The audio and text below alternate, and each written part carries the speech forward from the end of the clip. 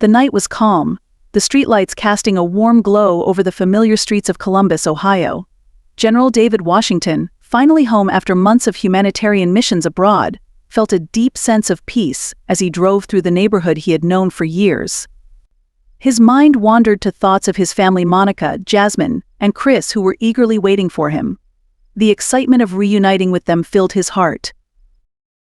Suddenly, the flash of red and blue lights in his rearview mirror cut through the calm like a sharp blade. David frowned, his military instincts kicking in as he pulled over to the side of the road. He hadn't been speeding, hadn't run a red light, everything had been perfectly in order. There was no reason for concern, he thought. He was a law-abiding citizen, after all. But as soon as Officer Greg Matthews stepped out of his patrol car, David felt a shift in the atmosphere. Matthews' eyes narrowed as he approached the driver's side window, his expression cold and hard, radiating suspicion. David rolled down the window and greeted him calmly. "Evening, Officer," David said, his deep voice steady and composed, his hands resting clearly on the steering wheel, a reflex born out of years of living with the reality of being a black man in America.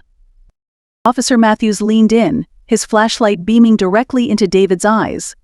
The silence stretched on a moment too long, creating an uncomfortable tension that settled between them.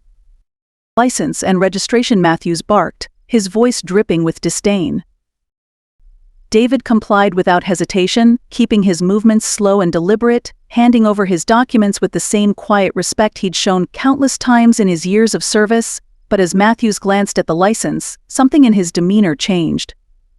His lip curled into a sneer, and he leaned in closer, peering at David with an intensity that was unsettling. "You steal this car," boy, Matthews spat, the word boy hanging in the air like a slap to the face. The use of the term was no accident, it was a word drenched in a long history of racism, a deliberate attempt to degrade, to belittle. David's jaw clenched, but he maintained his calm, a skill honed from years in the military, where composure under pressure was a necessity. He took a deep breath, refusing to rise to the bait. "No, officer. This is my car," David said evenly, meeting Matthews' gaze without flinching. He was a general in the U.S. Army, a man who had spent his life serving his country, but here, under the glare of the police officer's suspicion, none of that mattered. Matthews raised an eyebrow, clearly unimpressed. He didn't even glance at the car's registration papers before tossing them back into David's lap. "You don't look like you belong around here," Matthews said, his voice low but laced with venom. His eyes scanned the interior of the car, searching for any excuse to escalate the situation. "What are you doing in this neighborhood?" David's calm demeanor faltered slightly as he processed the words. He knew exactly what Matthews was implying. The officer wasn't just questioning his presence in the neighborhood, he was questioning his right to exist in it. David was a black man driving a nice car in a predominantly white neighborhood, and in Matthews' mind, that was all the justification he needed to assume the worst. "I'm heading home," David said, keeping his tone respectful despite the growing anger simmering beneath the surface. "I live just a few blocks away." Matthews snorted, his hand hovering ominously near the holster of his gun. "Oh yeah? Funny, you don't look like the type to live around here." David's heart pounded, but he forced himself to stay calm. He'd been trained for high-pressure situations, to lead soldiers in war zones, but this was different. This wasn't about strategy or battlefield tactics. This was about surviving a routine traffic stop, where the color of his skin had already made him guilty in the eyes of the law. Despite David's composure, Officer Matthews seemed to be looking for any excuse to push the situation further. His hand still hovered near his gun, and his gaze was unrelenting, filled with suspicion that had no basis in reality but one firmly rooted in racial bias.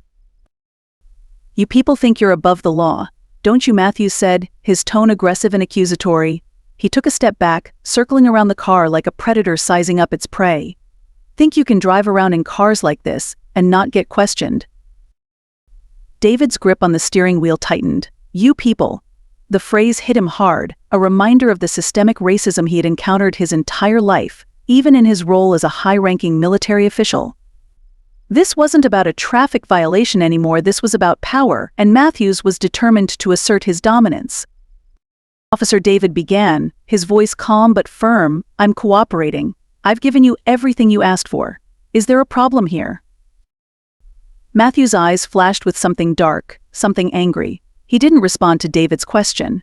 Instead, he reached for his radio, his voice sharp as he called for backup. "I've got a situation here. Send additional units." David's pulse quickened. Backup?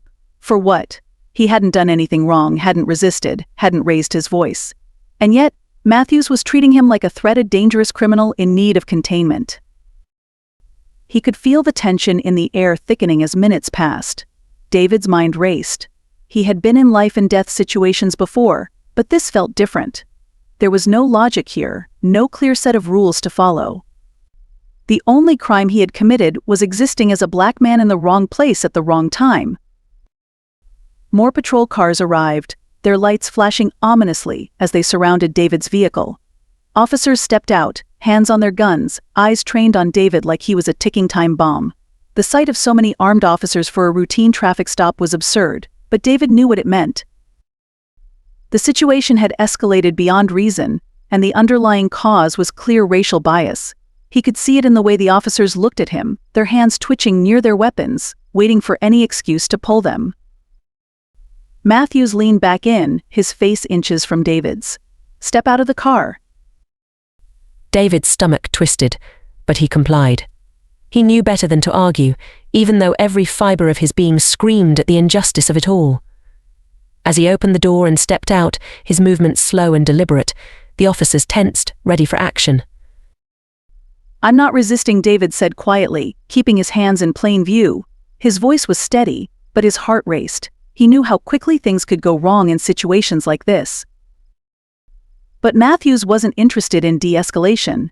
His hand gripped his gun as he took a step forward, invading David's personal space. "You're acting suspicious, boy," he hissed.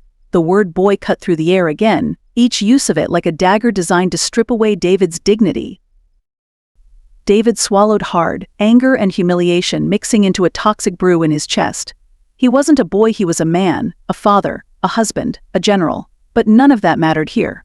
To Matthews, he was just another black man to be brought down, to be controlled. As Matthews circled him, David stood still, refusing to give him any reason to justify what was happening. But the situation had already spiraled out of control. It wasn't about David's actions, it was about Matthews' need to assert his authority over someone who didn't look like he belonged. "This is unnecessary," David said, his voice tight but controlled. "I've done nothing wrong." Matthews sneered. "Oh, I'll decide what's necessary." The other officers stood by, watching, their hands still ready to draw their weapons. It was clear they weren't here to help, they were here to enforce the unspoken rule that black men like David weren't welcome in places like this. David's mind raced as the situation grew more dangerous by the second. He knew he needed to stay calm, but the injustice of it all burned deep. This was his home, his community, and yet here he was, being treated like an outsider, a criminal. The sound of a bystander's phone camera clicking shattered the silence. Someone was recording. David's heart pounded in his chest, but in that moment he felt a flicker of hope. Maybe this time, someone would see. Maybe this time, the truth would be undeniable. The streetlights cast long shadows over the quiet streets of Columbus, Ohio. As the night deepened, a few people began to take notice of the flashing red and blue lights by the side of the road. Among the growing crowd, there were Black and Latino families walking home, teenagers hanging out by the corner store, and a handful of white residents returning from a late dinner. David Washington, with a calm expression that belied the turmoil churning inside, tried to maintain his composure as Officer Greg Matthews demanded he step out of the car. David knew he had done nothing wrong, he hadn't even driven over the speed limit, but the way Matthews barked orders felt unsettlingly familiar. "You think you're above the law, huh?" Matthews spat, his tone sharp. He had his hand on the grip of his gun, and David could see it, his fear, his readiness for violence. It wasn't the first time David had encountered hostility, but something about this moment felt darker, more insidious. He tried to keep his movements slow and deliberate, not wanting to escalate the situation.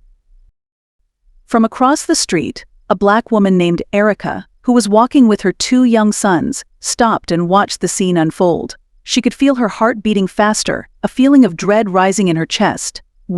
She had seen this story too many times on the news, "Hey," Erica shouted, her voice carrying across the street. "He didn't do anything. Leave him alone."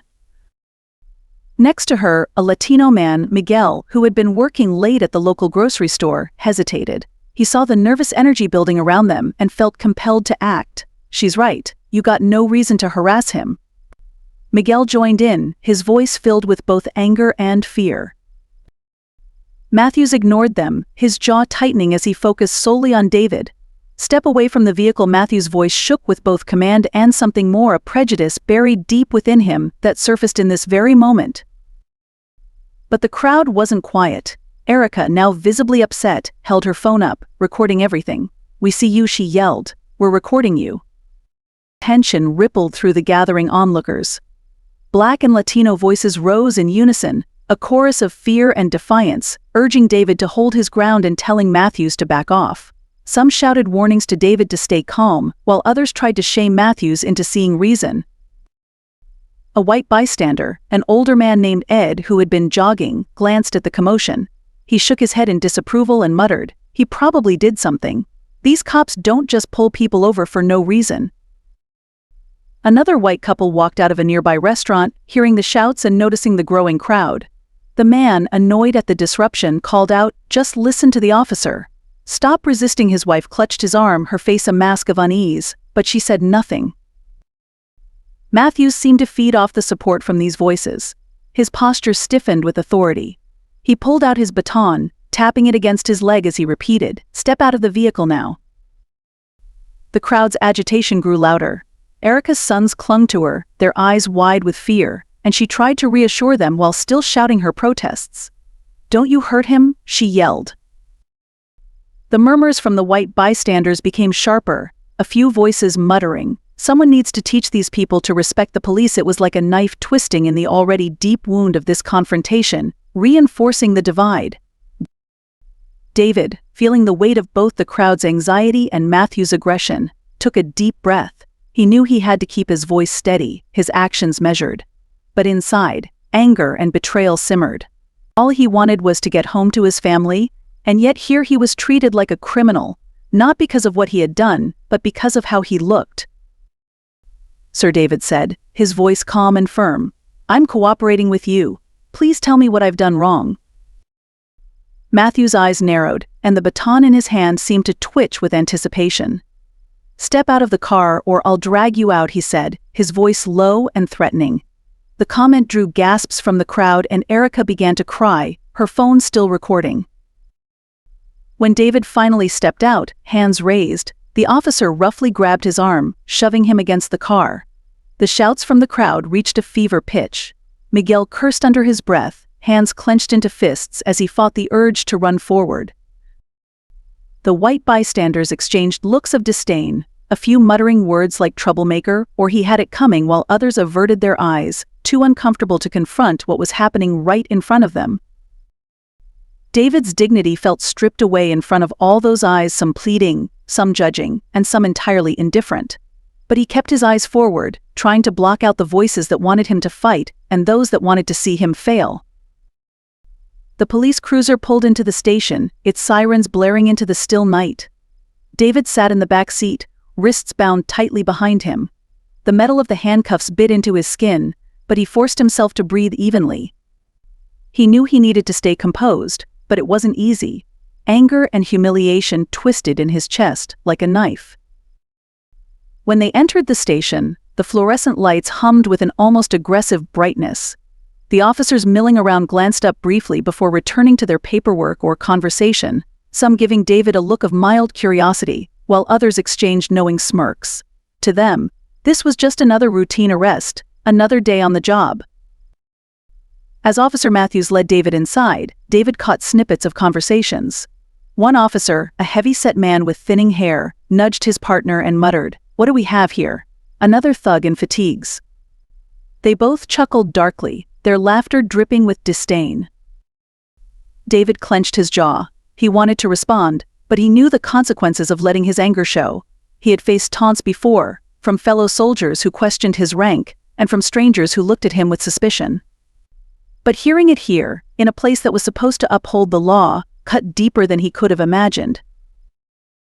A younger officer, sitting at the booking desk, looked up and snorted when he saw David's uniform. "Guess even the army has its fair share of criminals," he remarked, not bothering to keep his voice down. His partner laughed, shaking his head as if this was an inside joke between them. Officer Matthews didn't seem fazed by the comments. If anything, he seemed encouraged. He pushed David forward with a little more force than necessary, grinning when David stumbled slightly. "Careful now," Matthews said with a smirk, his words dripping with mockery. "Wouldn't want you to get hurt, General." A couple of officers nearby raised their eyebrows at the title, and one of them asked, "This guy's a general? In what, a gang?" "More like the army of wannabe thugs," the heavy-set officer replied, and more laughter erupted. David's heart pounded in his ears. He felt stripped of everything: his years of service, his sacrifice, his identity as a father and a husband. To these men, he was nothing more than a stereotype in a uniform. His mind raced with thoughts of his wife Monica and their children. What would they think when they heard about this? How would he explain that his honor and dignity were reduced to a joke within these walls? "Where's his paperwork?" one officer asked casually, flipping through some files. "Doesn't matter," another officer replied with a shrug. "Just another one for the books." David could feel his patience wearing thin. He had spent years enduring covert and overt racism, pushing through with resilience, but it felt like an outright betrayal by the very system he had fought to protect. They led him into a holding cell, a small, cold room with walls that seemed to close in with every breath he took. As the door clanged shut, he felt the full weight of what had happened settle on his shoulders. He sat down on the cold bench, staring at the gray walls as he tried to make sense of the whirlwind that had torn through his life in just a few hours. Outside the cell, he could still hear the officers' conversations, their casual jokes and dismissive comments creating an oppressive atmosphere that only deepened his sense of isolation. David closed his eyes, trying to block out their voices, but the words lingered like a dark stain. "Let's hope he doesn't cry racism like the rest of them," one officer quipped, his voice carrying through the quiet hallway. David took a deep breath, steadying himself. He knew this wasn't just about him anymore. It was about the countless others who had been humiliated, dismissed, and dehumanized in places just like this. This was the reality he had fought against, and now it was his reality to face. In the silence of the cell, David felt both the anger and the weight of responsibility. He wasn't just another man in uniform. He was a voice for those who had been silenced for too long. The arrest of General David Washington had been sudden, unjust, and terrifying. However, the consequences of that single, racially charged moment did not stop with him being handcuffed on the side of the road. Within hours, the video footage of the incident, taken by bystanders, exploded across social media platforms. The clip, only a few minutes long, showed David standing tall and calm, being thrown against his car, handcuffed for no discernible reason. His military fatigues, once a symbol of his service and honor, now seemed to mean nothing to Officer Greg Matthews or the system that had allowed this to happen. The video was shared thousands of times within the first few hours, accompanied by captions like, "Another black man humiliated by the system, and does service to your country mean nothing if you're black?" Comments beneath the posts lit up with fury, disbelief, and heartbreak. But they also exposed something darker: the deep racial divide that was tearing at the country's very seams. On one side, people of color and allies expressed outrage, their words burning with anger and frustration at yet another injustice. Comments flooded in. "This has to stop. How many more times do we need to see this happen? He served this country, and this is how we repay him." They only saw his skin, not his service. Sickening. "We're tired of watching our fathers, brothers, and sons treated like this." But as fast as these voices rose, the counter-narrative from the other side wasn't far behind. Those defending the police actions spewed venomous words, attempting to justify Matthews' arrest of David. Many used coded and sometimes outright racist language, revealing the biases that lay just beneath the surface of the conversation. If he wasn't guilty, he wouldn't have acted so suspicious. Cops don't just pull you over for no reason. He must have done something wrong. Maybe if black men followed the law, they wouldn't get arrested. This country is too soft on people who don't belong here. I don't care if he's a general, the police were right to act. The racial divide had never been clearer. This wasn't just about David Washington anymore. His face, stoic and dignified even as he was wrongfully arrested, became the symbol of a long, festering wound in America's soul. The video sparked outrage, but the comments, racist and supportive alike, lit the match that sent protests blazing across the nation. From the urban streets of Los Angeles to the southern suburbs of Atlanta, protests erupted. In Columbus, where David lived, the streets became a battleground of voices. Protesters marched with signs that read, "Black Lives Matter" and "No Justice, No Peace," their cries echoing through the night. But as the crowds grew, so did the tension. Counter-protesters waving American flags and carrying signs that said, "Support the blue and back the badge," showed up too, and soon, the shouting matches between the two sides escalated. At the heart of it all, David remained silent, but the world outside his home was shouting for him. Inside his house, David sat in the quiet, his phone vibrating constantly with calls from reporters, civil rights organizations, and friends he hadn't spoken to in years. His wife, Monica, watched him closely, sensing the storm building within him. "David," she said softly one evening as they sat on the couch, watching the news coverage of the protests, "you're going to have to say something. The world's waiting for you." David shook his head, his hands clasped tightly. "I don't know what to say. They've made this about more than me, Monica. This is about a system that's broken, and I'm just another name." Monica leaned in closer, resting her hand on his. "Maybe you're another name. But this time, people are watching. They're ready for change." But the change wouldn't come easily. Every time the video was played on television, every time it was shared on social media, the divide deepened. Some demanded justice for David, others doubled down in their defense of Officer Matthews, ignoring the racial injustice before their eyes. As the protests grew louder and more intense, the Columbus Police Department found itself under siege. Officers were stretched thin, fielding media inquiries, managing public safety at the protests, and dealing with their internal unease. But the department's leadership knew they couldn't stay silent for long. The pressure was mounting, and they needed to respond fast. 2 days after the video had gone viral, the Columbus police chief, Gregory Walters, held a press conference. Cameras flashed, and microphones were thrust toward him as he stepped to the podium, his face stern. Behind him, a row of officers stood, their expressions unreadable. "Good afternoon," Chief Walters began, his voice low but authoritative. "We are aware of the incident involving Officer Greg Matthews and General David Washington. We understand that this incident has caused significant public concern, and I want to assure the community that we are conducting a full investigation."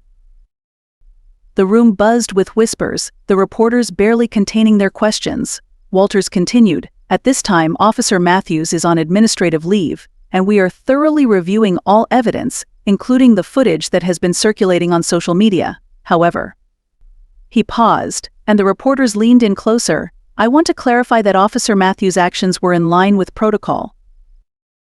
A collective gasp seemed to ripple through the room. David Washington matched the description of an individual involved in a crime earlier that evening, Walters said, his tone measured. Given the situation, Officer Matthews acted out of caution to ensure public safety. The air in the room grew thick with tension. The reporter's hands shot up, but Walters continued speaking, his voice unwavering. "We must remember that our officers put their lives on the line every day. They are tasked with making split-second decisions, often under intense pressure. We cannot rush to judgment without all the facts." With that, Walters ended the conference abruptly, leaving the reporters to scramble with their questions still hanging in the air. Outside, the public response was swift and furious. The police department's attempt to justify the arrest by saying David matched the description struck a nerve, particularly in the Black and Latino communities. The phrase was laced with racial stereotyping. How many times had Black and Latino men been told they matched the description simply because of their skin color? Social media exploded with fury. Hashtags like "matchet the description" and "racial profiling" now trended for days. The phrase became a rallying cry for those protesting racial profiling, and it only fueled the anger brewing on the streets. At one protest, a young Black woman held up a sign that read, How many more of us match the description next to her? An elderly Latino man, who had lived through the civil rights movement, nodded solemnly. I've heard this all before, he muttered, shaking his head. They always say we match the description. As the protests surged, so did the police presence. Clad in riot gear, they lined the streets, attempting to keep order but only increasing the tension.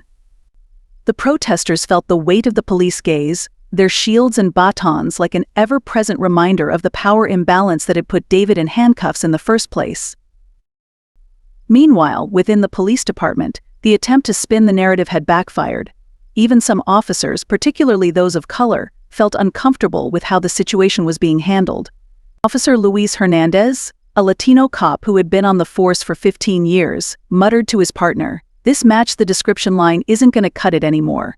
People are tired of hearing it. Hell, I'm tired of hearing it. Hell, tired of hearing it." His partner, a young white officer fresh out of the academy, shrugged. Protocols are protocols, right? Hernandez's eyes narrowed. You really think this is just about protocol? This is bigger than one arrest. This is about what we're trained to see, who we're trained to see as a threat. The divide wasn't just on the streets, it was growing within the department too. Officers like Hernandez, who had seen firsthand how racial biases shaped policing, were losing patience. The system they knew was broken, and no amount of press conferences could fix that. The police's attempt to control the narrative had only ignited more fury. The protests grew louder, the calls for reform stronger, and David Washington's face became a symbol of a man who had served his country only to be betrayed by the very system he had sworn to protect. The world was watching, and no one was going to stay silent anymore. The media frenzy surrounding David Washington's arrest was almost inevitable in today's world of 24/7 news cycles. At first, the story was small, a routine arrest blown out of proportion, according to some. A black man detained for a minor traffic violation wasn't headline news, at least. That's what certain media outlets subtly insinuated. But when the video went viral, showing the raw aggression and baselessness of the arrest, everything changed. Suddenly, news stations couldn't ignore the public outrage that flooded social media and community protests. Yet, instead of reporting the truth of racial injustice, some news outlets leaned into sensationalism. Headlines painted David not as a man wrongfully profiled, but as a questionable figure. Was this decorated general really innocent? One talk show host mused, the camera zooming in on the grainy footage of his arrest. The host's tone was laced with skepticism. On a primetime show, a particularly controversial TV personality leaned forward, her voice dripping with insinuation. Well, if he wasn't guilty, why was he so nervous? The question hung in the air, giving breath to the racist undercurrent that David's fear was somehow proof of his guilt. They downplayed his military service, only emphasizing it after the backlash became too strong to ignore, and even then, his identity as a black man took center stage in their framing. Viewers at home, many of whom were already wrestling with the complexities of systemic racism, were fed a narrative that blamed David for his own victimization. Despite this, the truth had already been seen by millions. David's calm demeanor during the traffic stop, the way his voice never wavered even as Officer Matthews escalated the situation. The media's attempt to muddy the waters only intensified the divide, fueling protests that called for a change, not just in policing, but in the way stories of black men like David were told. The small conference room was cold and uninviting, with its beige walls and harsh fluorescent lights. David sat in silence, his hands clasped together, waiting. He wasn't sure what he expected from this meeting. He certainly didn't expect closure. Forgiveness wasn't even on the table. But maybe, just maybe, there would be understanding. The door creaked open, and Officer Greg Matthews walked in, looking more fragile than the aggressive figure David remembered from that night. Matthews looked smaller, like a man whose world had come crashing down. He hesitated at the doorway, his eyes flicking nervously before he found the courage to sit across from David. For a moment, the air was thick with silence. Neither man spoke, each trapped in their own thoughts. Finally, Matthews cleared his throat. I wanted to apologize, he began, his voice shaky, almost unsure. David said nothing, just watched. I grew up in a household where there was a lot of racism. My father, my uncles, they always talked about people like you. He admitted, his voice barely above a whisper. People who didn't look like us. Matthews swallowed hard, as if the words themselves were stuck in his throat. I never questioned it, he continued, his gaze finally meeting David's. When I joined the police academy, I didn't realize how much those beliefs had shaped me. We were taught to profile, to suspect, especially if someone looked like you. I never even thought to question it. It was just ingrained. David's face remained unreadable, though his mind was a whirlwind. Hearing Matthews confess the systemic racism that had been drilled into him was a bitter pill to swallow. But it was the truth David had known all along, the truth that every black man in America knows too well. I know I can't take back what I did, Matthews continued, his voice trembling now. And I don't expect you to forgive me, but I needed to say it. I needed you to know that. I see it now. I see how I let this system, how I let myself hurt you. David leaned forward slightly, his voice calm but firm. This isn't just about you, Matthews. It's about a system that's been built on this kind of bias. A system that sees black skin as a threat. You were just a part of it. But it's bigger than both of us. Matthews nodded slowly, tears pricking at the corners of his eyes. He hadn't expected this meeting to be easy. But the weight of his actions, now fully realized, was almost too much to bear. The room was silent again, heavy with the shared burden of an unjust world. The sun was setting behind the city skyline as David Washington stood on the makeshift stage, overlooking the sea of faces before him. The energy in the crowd was palpable, angry, hopeful, determined. They had come from all corners of the city, from every background, every race, all united in one purpose: justice. David had spoken to troops, commanded men in war zones, but this felt different. This wasn't about military strategy. This was about survival, his children's, and every black person who had ever feared for their life in a country that promised them equality but delivered something far darker. He took a deep breath and gripped the microphone. "Good evening," he began, his voice echoing over the crowd. "I stand before you today not just as a man who was wrongfully arrested. I stand before you as a black man who has faced this kind of injustice my entire life." The crowd fell silent, hanging on his every word. "I've served this country for over 20 years. I've fought in wars. I've led humanitarian missions. I've seen the worst of humanity. But I never thought the fight I would be fighting today would be here, in my own home." David's voice cracked slightly, the weight of his trauma rising to the surface. "That night, I wasn't just another black man driving home. I was a father, a husband, a soldier. But none of that mattered. All Officer Matthews saw was my skin." The crowd murmured, a wave of anger and frustration rolling through them. "I've been told to stay silent, to let the system handle this. But the system has failed us for too long. How many more of us have to be arrested, beaten, killed before something changes?" His voice grew louder, more powerful. "This fight is bigger than me. It's bigger than any one person. This is about our children. My son, my daughter, they deserve better. Your children deserve better. We deserve better."